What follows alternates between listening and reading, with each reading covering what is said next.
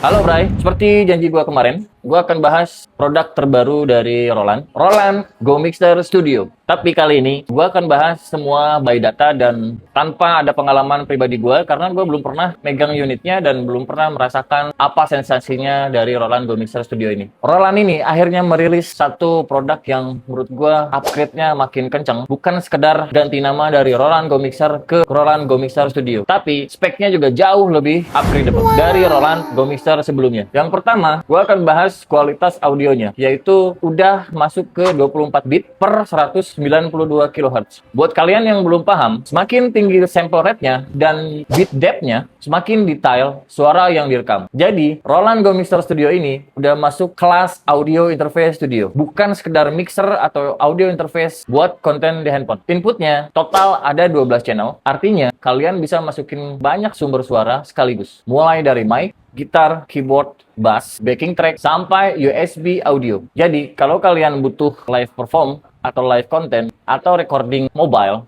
untuk band kalian, Roland Go Mixer Studio udah cukup mewakili kebutuhan kalian. Outputnya ada 6 channel. Output ini bisa dipakai main output, monitoring headphone, USB recording, sampai routing ke perangkat yang lain. Jadi menurut gue lebih fleksibel dari Roland Go Mixer generasi sebelumnya. Ini yang paling menarik. Ada 2 channel input, udah combo, bisa XLR dan bisa TRS. Dilengkapi dengan phantom power 48 dB. Roland Go Mixer Studio ini udah bisa pakai mic condenser tanpa ada alat tambahan. Dan buat instrumen gitar, ada input hi-Z. Jadi, untuk instrumen gitar dan bass atau gitar akustik yang ada pickupnya, kalian bisa langsung colok tanpa ada tambahan di iBox lagi. Dan sinyalnya pasti tetap optimal. Yang paling gue tertarik atau gue penasaran dengan speknya, Roland Go Mixer Studio ini di dalamnya ada tambahan DSP internal yang pasti isinya bukan gimmick. Udah ada kompresor buat vokal supaya ngeratain semua volume biar suara vokal lebih konsisten. Ada EQ 3 band buat ngatur low, middle, dan high.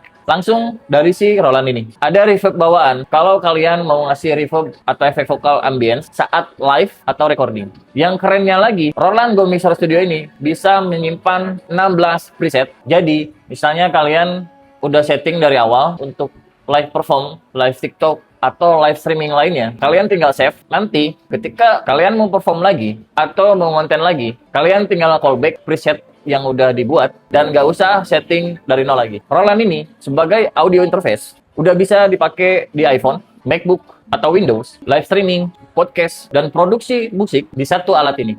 Ada MIDI in dan MIDI out. Kalian bisa pakai keyboard atau MIDI controller. Tinggal kalian sambungin tanpa ada tambahan interface lainnya. Monitoring yang minim latensi, jadi suara yang kalian dengar di headphone hampir nggak ada delay. Ini penting banget kalau dipakai nyanyi atau main alat musik secara live.